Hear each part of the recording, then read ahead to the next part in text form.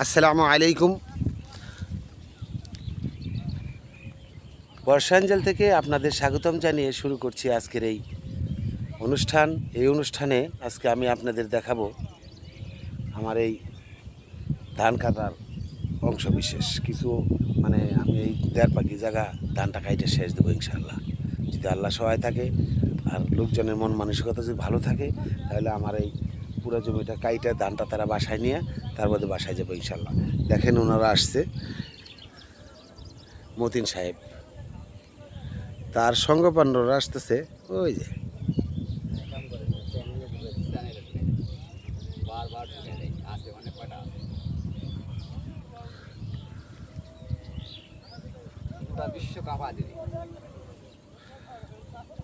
ধান পাইকে একদম জুনা হয়ে গেছে, এখন স্যাররা আসছেন।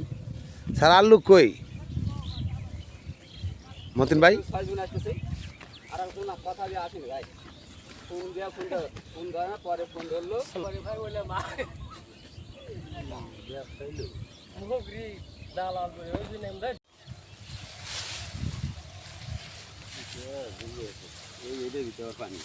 কোনটা?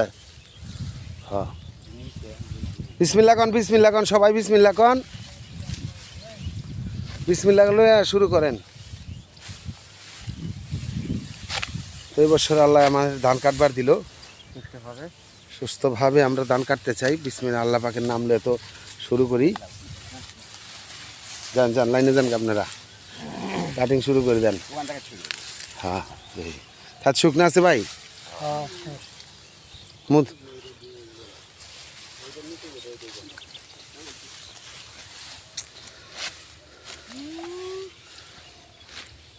মতিন ভাইয়ের গ্রুপ আসছে, ধান কাটা শুরু করলাম, তো আপনারা দেখতে থাকেন। যদিও এখন বাজতেছে সকাল 7টার মতো, তো আজকেও যেভাবে দেখা যায় আকাশের যে রৌদ্রের যে অবস্থা, 7টা বাজে যে রোদ উঠতেছে তাতে বোঝা যায় রৌদ্রের তাপ প্রখর। বাঘের যেমন ক্ষুধার্ত অবস্থা যেভাবে হাহাকার করে, সেই মতোই হাহাকারের অবস্থা, রৌদ্রের তাপ উঠতেছে কেবল। আপনারা দেখতেছেন যে সকালবেলায় এত রোদের অভাব নেই। আর একটু নিচা করে কেটেন, যেহেতু আমি খের হুগাই নিতেছি, এনে একবেলায় হুগাই যাবো গা আটিটা। হ্যাঁ, আর একটু নিচেতে কাটবেন, আমার খেরে যেন একটু আই দেয়, বুঝছেন, গরু খাইবো।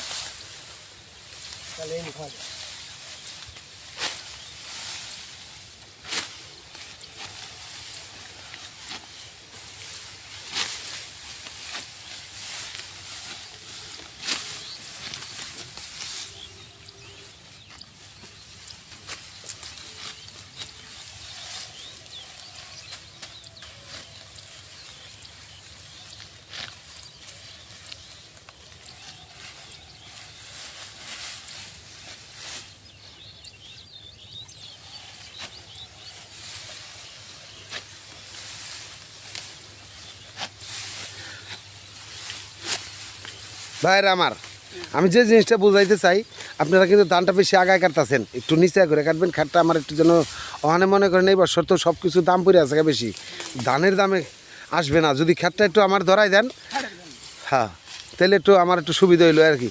ওই যে ভাই একদম আগাতে কাটতেছে, সবাই একটু নিচের থেকে, এখানতে তো খুব মনে হয় কষ্ট হইব না, এখানে হুগাই যাবো গা ধান যে রোদ উঠে ভাই।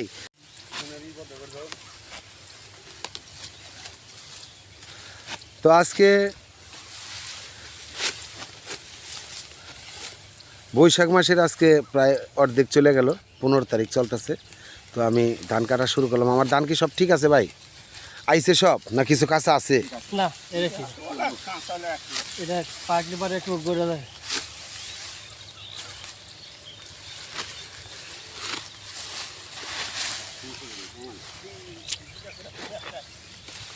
আর মোটামুটি ভালোই ধান আছে। তো বিয়ে আটিতে কেমন ধান দেখেন তো? ভালোই, ভালো ধান আছে, হ্যাঁ চলে তো? হ্যাঁ চলে, আলহামদুলিল্লাহ। যা দিছে আল্লাহ শুক্রিয়া, আলহামদুলিল্লাহ, আল্লাহর কাছে শুক্রিয়া আদায় করি। গত বছর তো ইংলিশ পোকার কারণে একটা ধানও নিতে পারি নাই, যে কারণে আমার কষ্টটা এখনও রয়ে গেছে। এখন আল্লাহ যদি এই দানে বরকত দেয় তাহলে হয়তো আমার আরেকটু সেভ হবে নাকি ভাই?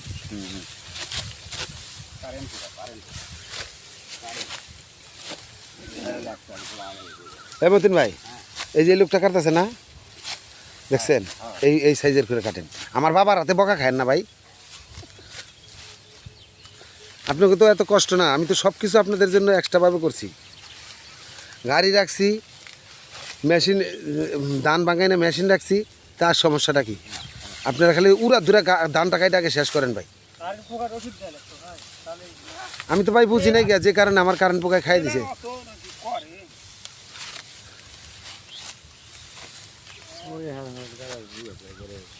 কোনটা? হ্যাঁ হ্যাঁ বুঝে। এই যে এই ভাইও একটুখানি বড় কাটতেছে, আর সবাই ঠিক হয়েছে। ধানের গোড়াটা একটু কম থুয়েন। হ্যাঁ ব্যাস, অন্তে পুষ দিলে এবো।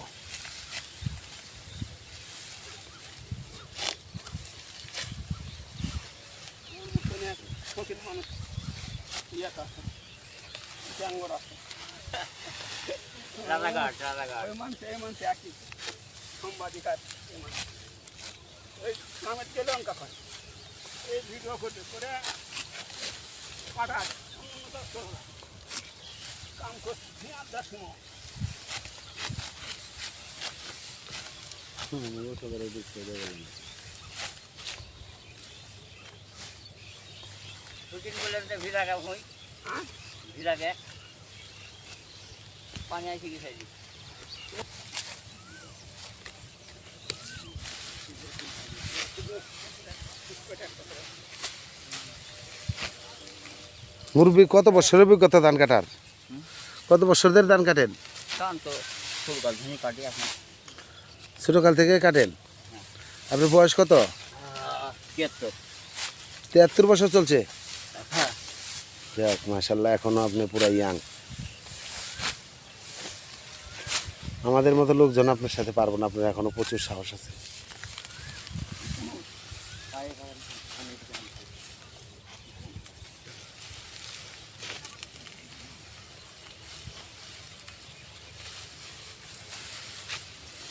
আপনার নামটা কি মুরব্বী? মোহাম্মদ সিদ্দিক আলী। সিদ্দিকুর রহমান, আমাকে মেম্বার ভাই, আমার গ্রামের মেম্বার। উনি এখন একটু অসুস্থ আর কি, আল্লাহ তাকে সুস্থতা দান করুক। যদিও হিংস্র বাঘের থাবার মতো গর্জন দিয়ে যে রোদটা উঠতেছে, তা আমি তাদের জন্য এই গরমে যেন তারা একটু ঘামলেও অস্বস্তি বোধ না হয়, তার জন্য আমরা তার জন্য রেখেছি আমি 2 কার্টন স্যালাইন এবং ঠান্ডা পানি, আরও অন্যান্য খাবার আছে সঙ্গে। তো সব কিছু মিলিয়ে তারা যেন খুব একটু স্বস্তি বোধ করে, তার জন্য আমি তাদের পাশে আছি। পৌষের শীতে একটু কষ্ট করে হলেও ধানগুলো লাগাইছিলাম হীরা সুপার। তো গত বছর ইংলিশ একটা পোকা বেরিয়েছিল, ওই পোকায় আমার ক্ষেতটা শেষ করে দেওয়ার পর আমি এবছর হীরা সুপার লাগাইছি। তো এখন 29 আর হীরা একসাথেই আসলো। তো একসাথে আসাতে সবাই একসাথে আমরা কাটায় করতেছি। লোকজনের এখন খরচও বেশি, বেতনও বেশি। যে লোকগুলো হাজিরা এখন নিতেছে 2 বেলা খায়া 800 টাকার মতো নিতেছে। তো আমি আপনারা দেখতে থাকেন, আমার এই পুরা ক্ষেত কাটার পর্যন্ত আমি আপনাদের ভিডিওটা দেখানোর চেষ্টা করব, থাকেন।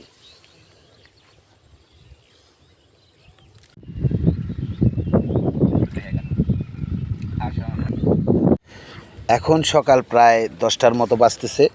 তো এই মস্ত অবস্থায় যে যার মতো সকালের নাস্তাটা সেরে নিচ্ছে।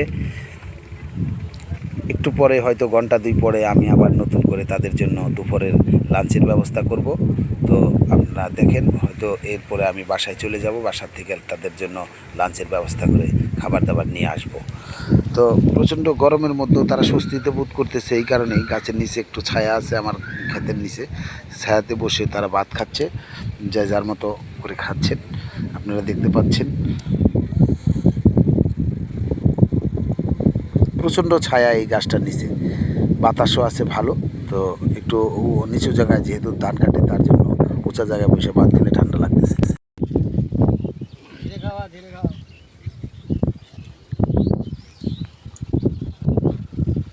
পান্তা ভাতের সাথে লঙ্কা, কাঁচা লঙ্কার লবণ, সাথে মাছের তরকারি, পেঁয়াজ এগুলি দিয়ে ভাত খাইতেছে।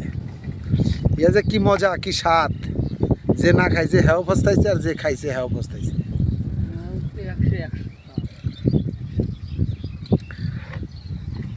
এখন দুপুর প্রায় 1:30টার মতো বাজে। তো আমি দুপুরের লাঞ্চের ব্যবস্থা করে নিয়ে আসছি। ওনারা এখন আবার লাঞ্চের জন্য প্রস্তুতি নিচ্ছে, যে যার মতো করে আসছে, একে একে সবাই একসাথে তারা এই খানা খাবে। অনেক ভাত, অনেক তরকারি আছে, আপনারা ঠিক মতো খেয়ে নেবেন। কেউ যদি কম খায় হ্যার নামে বিচার আছে, যে কম খাইব হ্যার নামে বিচার।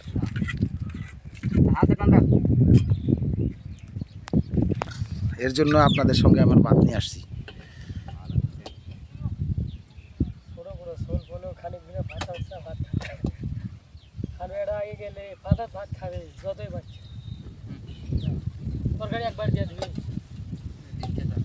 তরকারি একবারে দিয়ে দেন, তাহলে টানা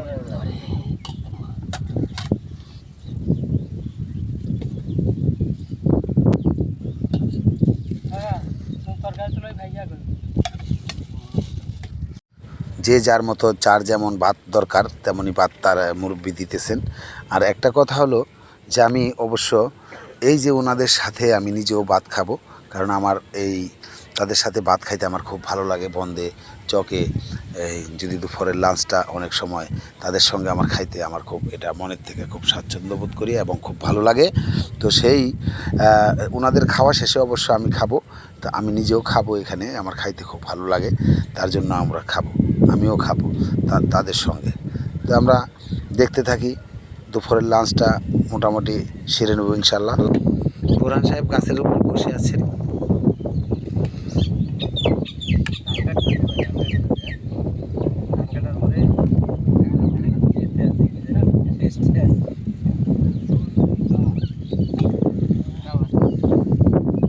দুপুরের লাঞ্চ চলছে এখন।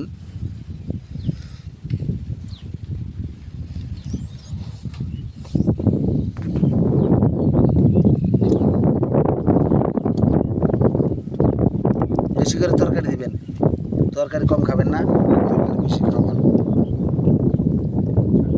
আবার আরেকজনের মাছ আরেকজনের জায়গা খায় না, না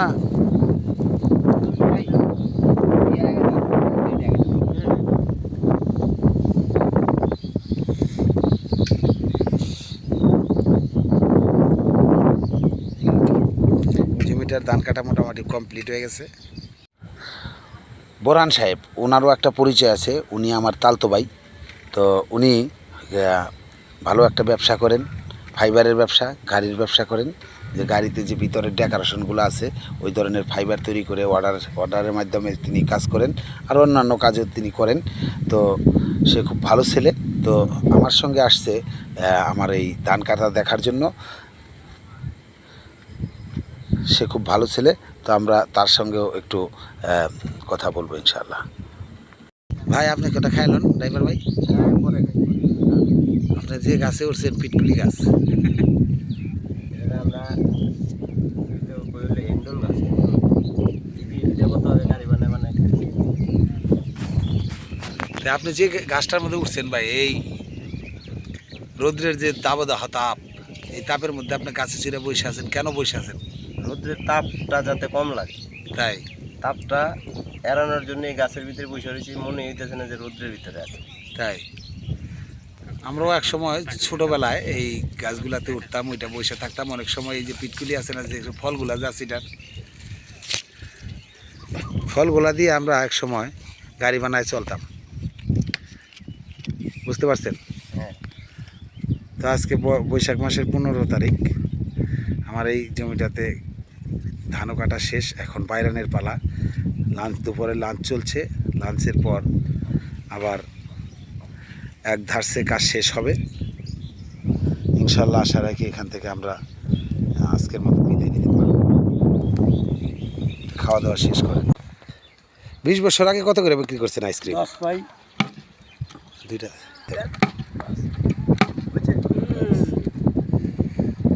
তাহলে কতদিন ধরে আপনি এই এই ব্যবসাটা করেন আইসক্রিমের? 20 বছর। 20 বছরে আপনি কি করছেন কোন তো দেখি আইসক্রিম বিক্রি করে? 8 শতক জায়গা করছি, 2টা ছাগল মেয়ে বিয়ে করাইছি। 8 শতক জায়গা কিনছেন দেশে, হ্যাঁ আর 2টা ছাগল মেয়ে বিয়ে দিছেন, হ্যাঁ এই পর্যন্তই? এই পর্যন্ত করছি। তাহলে এখনো ব্যবসাটা রাইখে দিছেন। রেখে দিই। আগে কত করে বিক্রি করতেন আইসক্রিম? 10 পয়সা, 4 আনা 8 আনা। আর এখন কত করে বিক্রি করেন? এখন সর্বনিম্ন 10 টাকা। নিম্ন 10 টাকা, 10 তার উপরে আছে? উপর আছে, উপর করে আমরা লাই না। খালি 10 টাকাটাই রাখেন। 10 টাকা। আইসক্রিমওয়ালাকে ডেকে আমরা আইসক্রিম খেলাম এবং তার সঙ্গে একটু আলাপ করলাম। মনে পড়ে ছোটোকালের কথা। ছোটোকালে দেখতাম যে বাচ্চাছাড়া যে ধানগুলা কাটাইতেন, তো ওই সময় কেউ ড্রামে করে বা বড় বড় গাছের মাঝখানের ফাইল দিয়ে এই ধানগুলা বাইরে ধান মারাই করতেন। তো এখন আর ওই যুগ নেই। এখন যে যুগ আসছে, এখন বিভিন্ন ধরনের মেশিন বেরিয়েছে, এই মেশিনের মাধ্যমে এই ধানগুলাকে মারাই করা হয়। তো আমিও ওই ধরনের একটা মেশিনে এখন ভাড়া এনেছি। এই ভাড়া এটার এক পাখিতে আপনার 800 টাকা নেয়। 800 টাকা হিসাবে পাখিতে উনি কাজ করেন, তার তেল এবং তার আয়না দেওয়া এবং নেওয়াটা সম্পূর্ণ তার। এর মধ্যে আমি এই ধানগুলো মারাই করে নিব।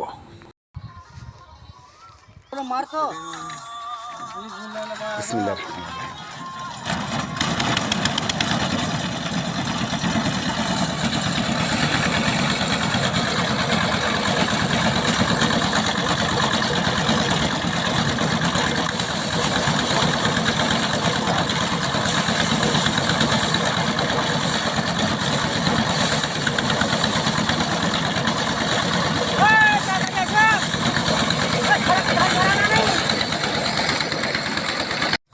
যদিও মেশিনের প্রচণ্ড সাউন্ড, এই সাউন্ডটা ক্ষতিকারক বলে আমি এখন সাউন্ডটা বন্ধ করে দিলাম। তো এনাদের যে স্পিড, তাতে দেখা যায় আমার এখানে যে ধান ক্ষেতটা আছে, দ্রুত কাজটা শেষ হয়ে যাবে ইনশাআল্লাহ। তো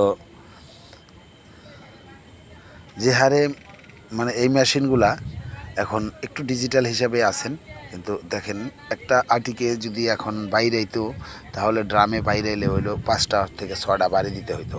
তাতে তার যেখানে ড্রামে একটা করে, সেখানে এই মেশিনে 3টা করতে পারতেছে।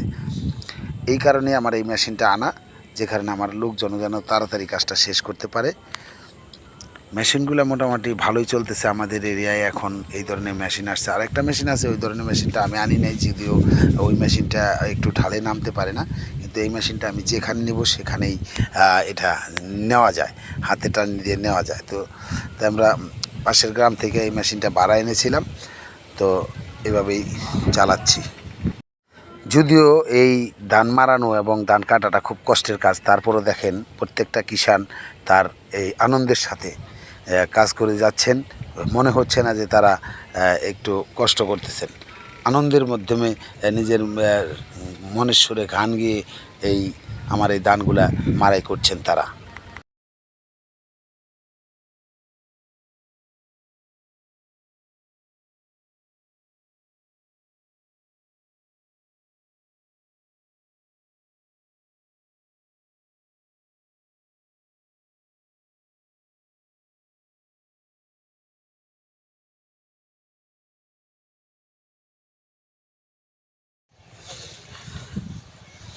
তুফাইল ভাই, কয় বস্তা হলো যে? ভাই কয় বস্তা হলো? বস্তা উঠা দেখি আগে মোবাইল কর তাই 65 টাকা হয়েছে।